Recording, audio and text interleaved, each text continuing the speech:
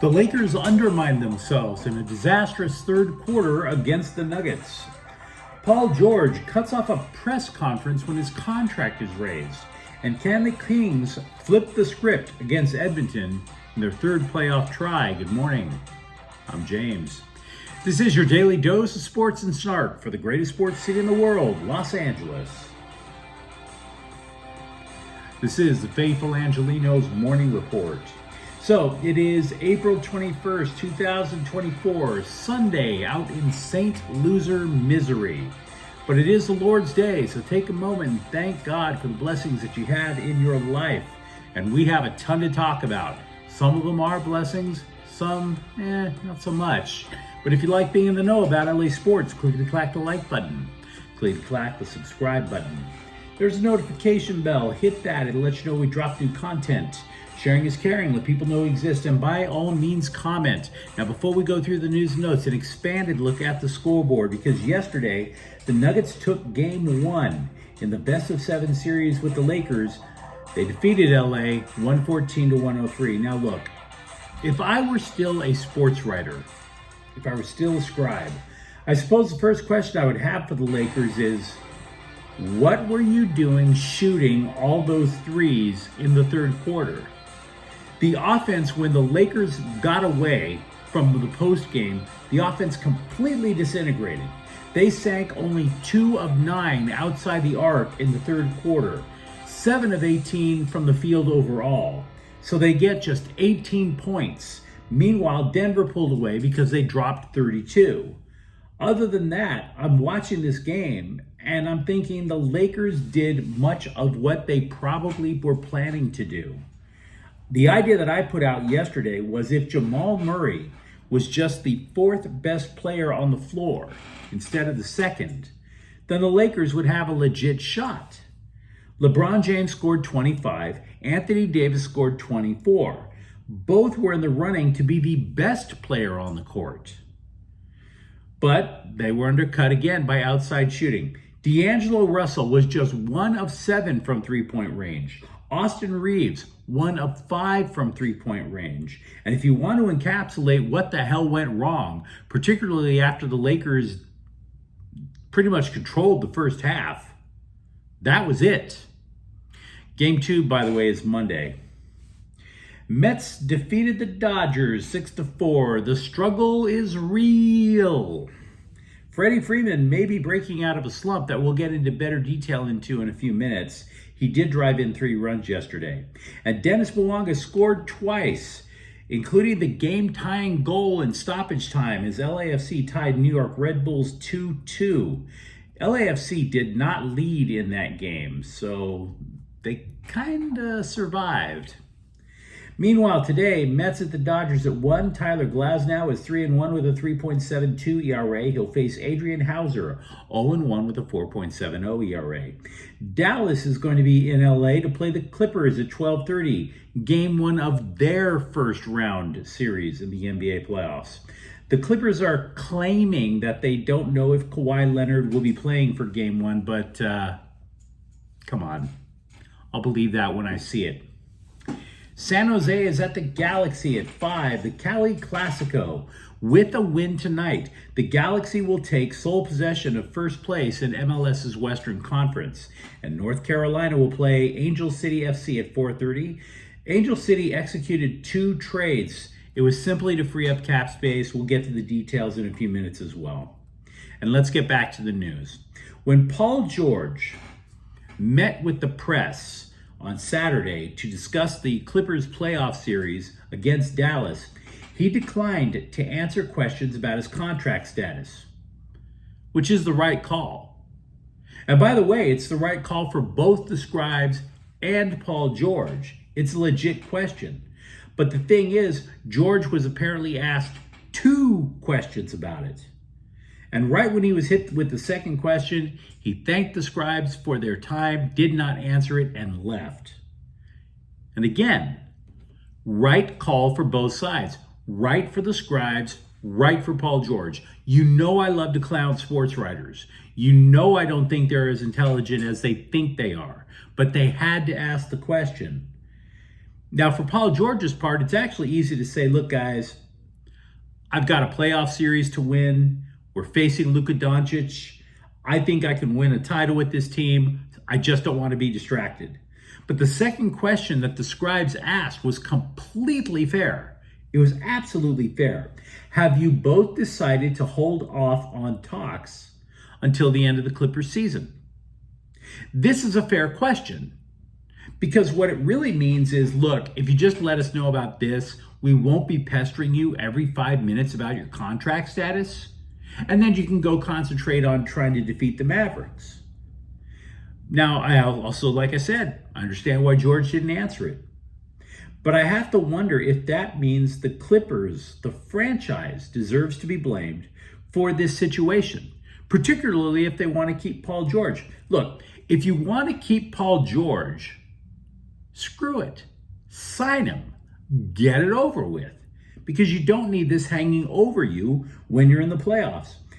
I'd be lying to you if I said I could explain the NBA salary cap, but apparently for what I've been reading, the differences between the Clippers and George is not that severe. So if you're not that far apart, just lock it up so you don't have the distraction. For Pete's sakes, you already know Philadelphia is lurking in the background like they're driving in a dingy white van a little bit too close to the elementary school. Now, George may be 34, but there is a case to extend his contract. Absolutely. For example, there have been issues with durability with him, much like Kawhi Leonard. He had not played more than 56 games in each of his first 4 seasons with the Clippers. This year, he's played 74. So clearly, Paul George is reaching for the bag. The Clippers simply haven't given it to him. Now, if you have a distraction, because the scribes will ask again and again and again. To me, this is going to be a bigger deal than Kawhi Leonard. Because if Kawhi Leonard plays today, that story closes. The Paul George story is ongoing. Here is a depressing thought. The Kings have not eliminated the Edmonton Oilers from a playoff series since 1989. George Bush was in the White House. And not that George Bush either, his dad. Tail end of Reaganomics, the go-go 80s, the so-called decade of greed, as they like to call it. Yeah, that time in American history. The Oilers eliminated the Kings in each of the last 2 seasons, but I will tell you, I think that there is a reason to believe that the third time could be the charm for LA.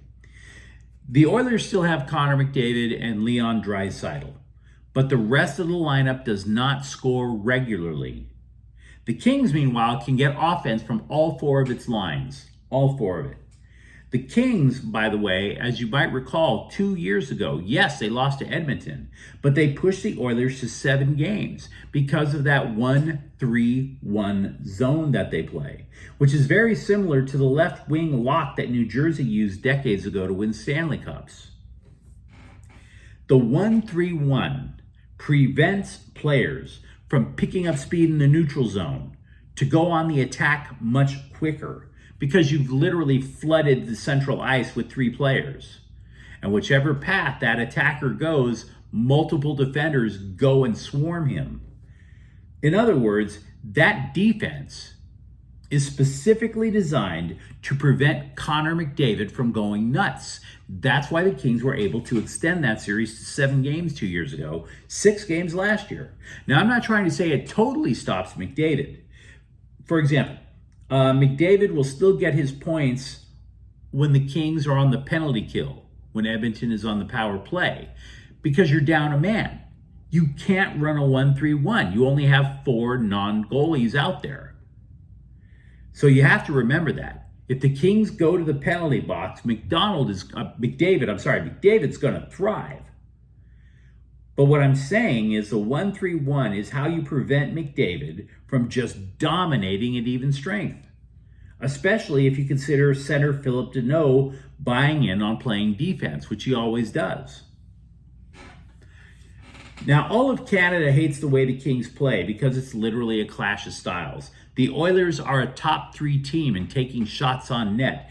The Kings are all about stopping you from taking shots in the first place. And the Kings, by the way, they get offense again from all 4 lines. So you throw all that in the blender, and what do you get for this series, which starts tomorrow? They're a better offensive team today than they were 2 years ago. Kevin Fiala scored 39 goals, and he's on the 3rd line, for example. The top 2 defensive pairs for the Kings are terrific. Now look, the Oilers are favored, but I would not be so fast to write off the LA Kings. Just saying. UCLA basketball has dipped into the transfer portal for a 4th time, and they have added Oregon State's Tyler Bilodeau, a 6'9" power forward, who also sinks more than a third of his 3-point attempts. Now, to be honest, I have no idea if he starts. I don't. UCLA has 4 power forwards on the roster right now, according to the LA Times.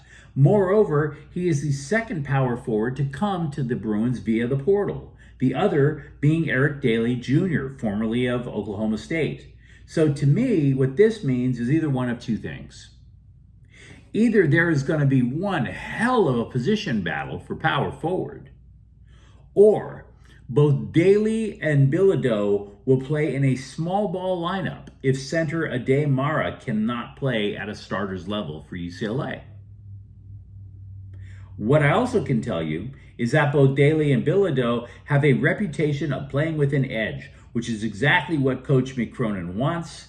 And by the way, after landing this player, the Bruins have one more scholarship to offer. That's it. Meanwhile, over at USC, back when Lincoln Riley was hired and Caleb Williams came along for the ride, the Trojans were the only program to have their spring football game broadcast on national TV. They were that big a story then. Not Georgia, not Michigan, but USC. Now, Saturday at the Coliseum for the spring football game, things were significantly more subdued, which is fine. It really is. What we can tell you is the defense did rise up with 4 interceptions. Both Miller Moss and Jaden Mayava were picked off. The defense was not perfect, by the way. I don't want to go there, but it was playing fundamentally sound. The quarterbacks, for example, they combined for 396 yards, but there weren't those massive breakdowns in coverage that led to giant scoring plays, like it happened in the last 2 years with Alex Grinch as defensive coordinator. The defensive line finished with a sack, but just one. But they didn't play Bear Alexander. So what we can only draw from that is it's very difficult to judge either the pass rush or the offensive line for USC at this time. The secondary, give them respect right now. We'll see about the rest. I mentioned earlier that Freddie Freeman did drive in 3 runs yesterday, but overall he has been slumping, and that sucks because we had been talking a lot recently about how the lower third of the Dodgers lineup has literally been 3 automatic outs. That puts a tremendous amount of pressure elsewhere in the lineup, and you can't have people like Freeman going into a pronounced slump. Now, Freeman said that toward the end of last season, that's pretty much when the slump started because he was pulling off the baseball. In other words, if you threw him an off-speed pitch, his balance was out of whack, and now he's grounding out instead of hitting a line drive. That's why he stunk up the joint in the playoffs last year. And by the way, yes, the 3 RBIs Saturday, but Friday, 0 for 5. 0 for 5, which lowered his average in the last couple of weeks to 173. For those 2 weeks, I should say. Relief pitcher Kyle Hurt, meanwhile, was placed on the injured list with shoulder inflammation. So if you're keeping count, that means the Dodgers have this many pitchers right now on the injured list. 10 of them. 10. Hurt was recalled from Oklahoma City, pitched just 2 innings in a so-called bullpen game Tuesday.